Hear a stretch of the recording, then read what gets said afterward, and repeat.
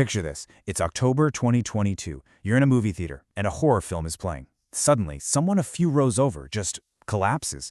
An ambulance gets called, but get this. It's not an isolated incident. All across the country, people are fainting, throwing up, literally running for the exits. Now, this wasn't some clever marketing stunt. Oh no, this was a real, raw reaction to one of the most brutal new monsters in horror, Art the Clown. And here's the absolute kicker. The movie causing all this chaos, it was made for just $250,000. I mean, that's a shoestring budget in the film world. No big studio backing, no A-list stars. Just one unforgettable silent character that somehow managed to plug directly into a deep, primal fear. The reports coming out were just wild. People weren't just scared. They were having these intense physical reactions. The on-screen gore was so relentless and felt so real that their bodies started reacting like it was an actual trauma. It completely blurred the line between watching a movie and, well, witnessing something truly awful. So, that brings us to the big question, right? How in the world did a silent clown in simple black and white, with no backstory and no dialogue, become one of the most feared monsters of our time? What is the secret behind that terrifying, silent grin? Okay, so let's get into it. Let's dissect this monster. To really understand Art, we have to go back and figure out where this nightmare even crawled out from. Because, he didn't just appear overnight and start making people sick in theaters. His rise was a slow, terrifying burn. So it all started way back in 2008. The creator, Damien Leone, he makes this short film, The Ninth Circle. He basically threw every monster he could think of at the screen. Demons, witches, the whole deal. But something funny happened. Audiences kept talking about just one character, the silent, grinning clown. Leone knew right then he had a star on his hands. So after developing him a bit more, he finally unleashed him in 2016 with a movie called, appropriately enough, Terrifier. And to really get what makes Art so uniquely terrifying, just put him up against the other big clown in horror, Pennywise, right?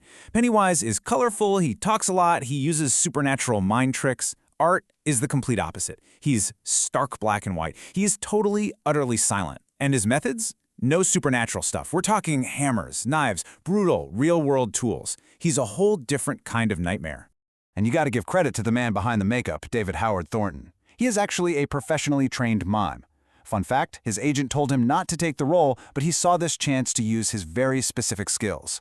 All of Art's personality, that sixth sense of humor, the way he taunts his victims, the pure joy he takes in the violence, it's all communicated without a single word. It's all in the performance. But see, this fear we all have, it's not just coming from a movie screen. The reason Art the Clown feels so chillingly possible is because he has echoes in the real world. History is, unfortunately, full of smiling monsters. Let's go back to the 1970s in Chicago. There was a guy named John Wayne Gacy. To his neighbors, he was a pillar of the community, a local businessman, even involved in politics. He was also known for something else, something much more friendly. See, Gacy was also Pogo the Clown. He would dress up and entertain kids at birthday parties and charity events at hospitals, a friendly face. But behind that painted smile was a monster who murdered at least 33 young men and boys and buried most of them right under his own house in the crawl space. He was the ultimate wolf in clown's clothing. And this isn't just ancient history. Do you remember 2016? It started with one single creepy photo of a clown in a Wisconsin parking lot that went viral. But that one image just exploded. It sparked a global panic. Soon, reports were flooding in from all over the world.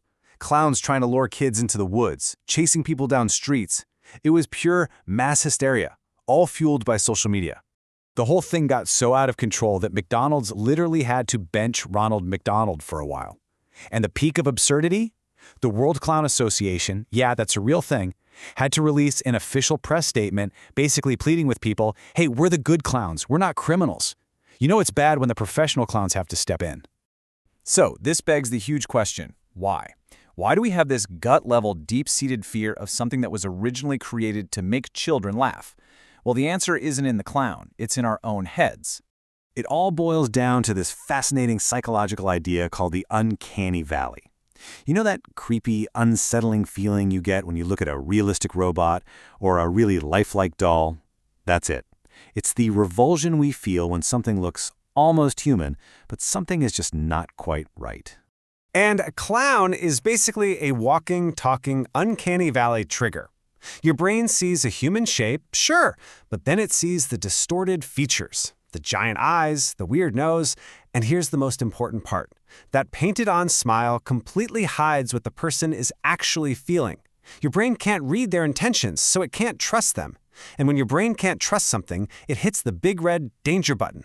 So you take the evolution of the movie character, you mix in the real-world horror stories, and you add a heaping dose of brain science. What does all of that make Art the Clown? He's way more than just another movie slasher. He is the perfect modern symbol for one of our oldest, most primal fears, the fear of the smiling monster. It's that terrifying thought that the thing that looks the most cheerful, the most harmless, could be hiding the absolute worst intentions imaginable. In the end, Art the Clown doesn't need to say a word. He's terrifying because he represents a truth we all know deep down in our gut, that sometimes the scariest thing in the entire world is a smile you can't trust. Which kind of leaves you with one last question to chew on. What does our deep-seated fear of a smiling face really reveal about us?